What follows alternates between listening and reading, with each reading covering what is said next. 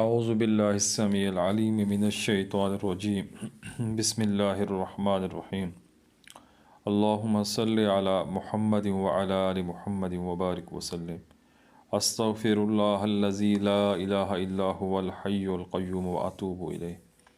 السلام علیکم ورحمۃ اللہ۔ آج ایک عمل نماز کن فیکون والا پیش کر رہا ہوں۔ یہ میرا اپنا مجرب ہے، یہ میرا معمول ہے۔ آج آپ لوگوں کی خدمت میں یہ پیش کر رہا ہوں، اس کو قبول فرمائیں اور اس کو اپنی زندگی کا حصہ بنا لیں۔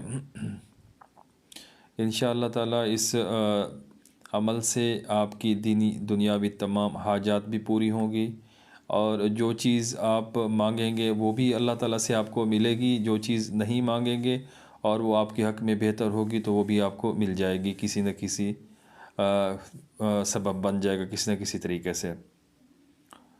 اس نماز کو آپ کسی بھی ٹائم پڑھ سکتے ہیں جب نوافل پڑھنے کا وقت ہو۔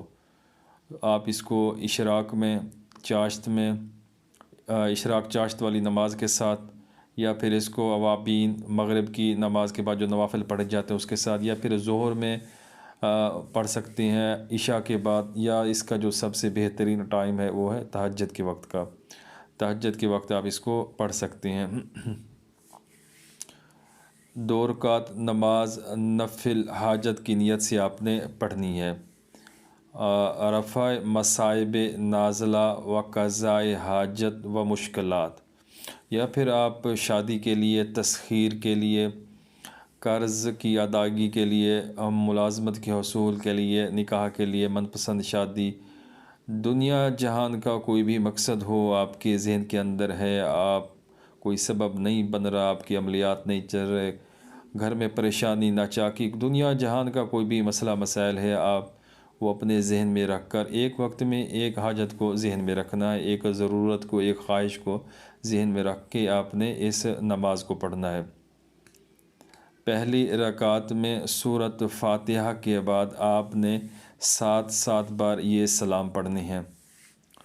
سورۃ فاتحہ آپ نے ختم کی، اس کے بعد سلام قولا من رب الرحیم، سلام قولا من رب الرحیم، اسی طریقے سے 7 بار۔ اس کے بعد سلام علی نوح فی العالمین، سلام علی نوح فی العالمین، 7 بار۔ سلام علی ابراہیم، سلام علی ابراہیم، 7 بار۔ سلام علی موسیٰ و ہارون، سلام علی موسیٰ و ہارون، 7 بار۔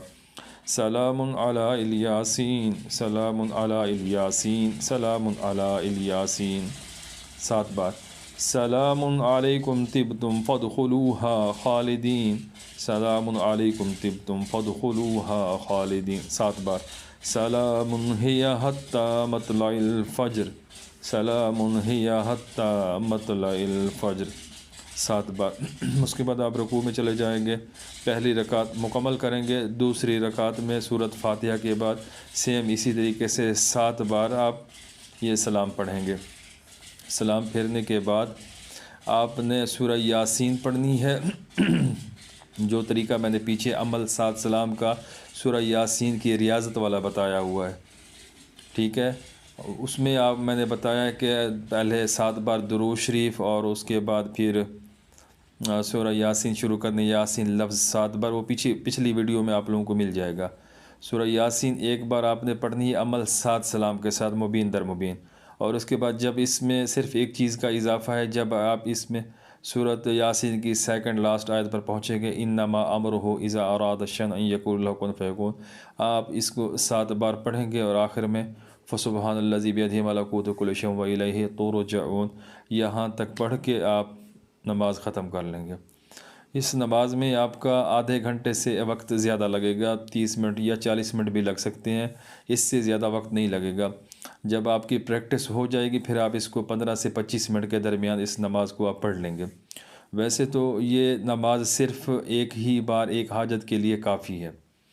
انشاءاللہ اگر آپ ایک دن پڑھیں گے، اگلے دن یا اگلے 7 دنوں میں آپ کو اس کا رزلٹ مل جائے گا، انشاءاللہ کام بن جائے گا، یا کام ہونے کے اسباب آپ کو نظر آ جائیں گے۔ اگر بالفرض کوئی انتہا سے زیادہ پریشانی ہے، کوئی نظر نہیں آ رہا کوئی راستہ، تو پھر آپ اس نماز کو 7 دن تک جاری رکھیں، ایک ہی حاجت کے لیے، ایک ہی خواہش کے لیے۔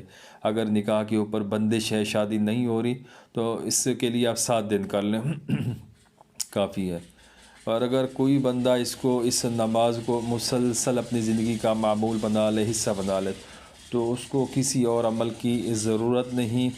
انشاءاللہ تعالی جو بھی وہ سوچے گا، جو بھی چیز اس کو چاہیے ہوگی، اللہ تعالیٰ کی طرف سے اس کو مل جائے گی، سبب اسباب پیدا ہوتے رہیں گے۔